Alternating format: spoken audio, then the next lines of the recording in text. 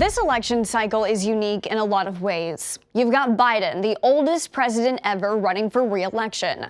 You've got Trump, the only president to face criminal trials running for another term. Then you've got Robert F. Kennedy Jr., the first third-party candidate in decades to pull in significant support in the polls. The question is, which camp is he drawing the most support from? Is it Trump or Biden, who has more to lose if Kennedy is able to get on state ballots? Media headlines are conflicting. RFK Jr. says he has enough signatures to make Texas ballot, potentially hurting Trump. RFK Jr. candidacy hurts Trump more than Biden. RFK Jr. pulls support from these key Biden groups and could sway election outcome. How Robert F. Kennedy Jr. could doom Joe Biden. Is Kennedy's support enough to make a difference in who wins the election come November? According to a New York Times, Philadelphia Inquirer, Siena College poll, it is. RFK Jr. is polling at roughly 10% across these 6 battleground states. The bad news for Trump is Kennedy is pulling from Trump's base by a near 2-to-1 margin, according to the poll.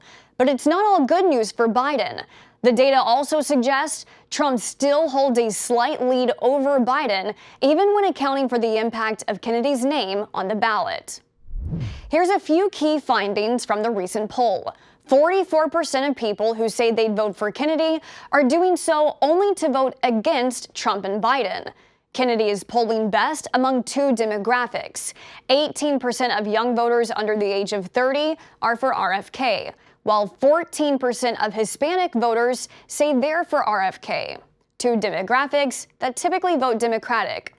However, of the people polled who say they support RFK, just 29% say they're definitely voting for him in November, compared to about 80% of people who say they're voting for either Biden or Trump. Whether voters will even have the option to vote RFK Jr. is still unsure right now. Of these 6 battleground states in the poll we showed you earlier, Kennedy's qualified for only the Michigan ballot so far. This week, the campaign announced he had more than doubled the required number of signatures on the petition to add his name to the ticket in Texas. Kennedy's campaign says it has secured access to the ballot in 6 states. In the past, support for third-party candidates has decreased the closer we get to November. Already, Kennedy's support is less than half of what it was in the Times poll from last fall. We're still about 6 months away from Election Day. While the main focus is on the rematch between Biden and Trump, there is a chance Kennedy voters could have a major say in who the president is for the next 4 years, given the impact he could potentially have in swing states. I'm Kara Rucker. For more election-related content, download our Straight Arrow News app or visit san.com.